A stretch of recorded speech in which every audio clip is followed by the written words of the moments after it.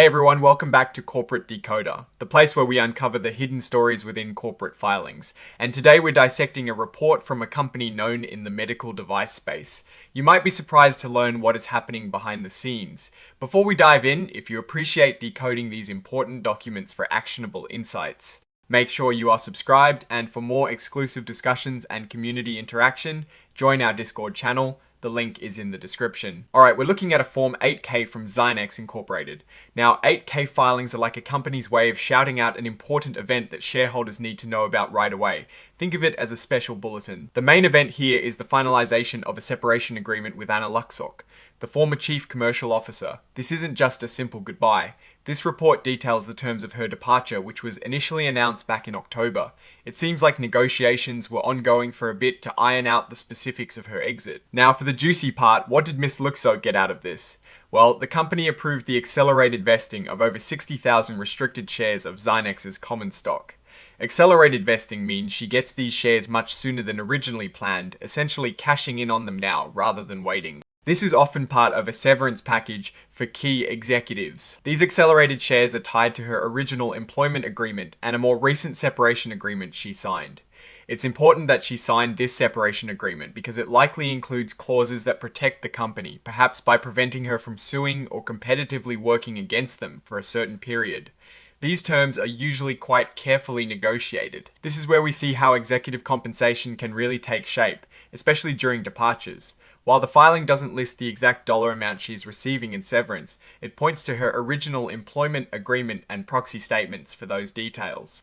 Essentially, her departure benefits are outlined not only in her initial contract, but also in the final separation deal.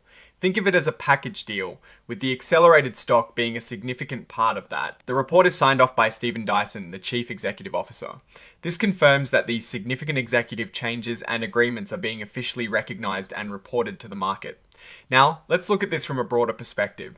What does this tell us about ZYNEX? The departure of a Chief Commercial Officer can signal shifts in sales strategy or leadership direction. The fact that they are accelerating stock vesting and providing severance suggests the company aims for a smooth and amicable separation, aiming to avoid prolonged disputes or negative publicity. This can be a sign of a company that values its reputation and wants to maintain stability during transitions, even at a financial cost. However, we have to consider the implications of these accelerated vesting arrangements. While it is common for departing executives, it does mean that a significant block of shares is now potentially available to Miss Luxock, which could impact the stock supply and demand dynamics if she decides to sell.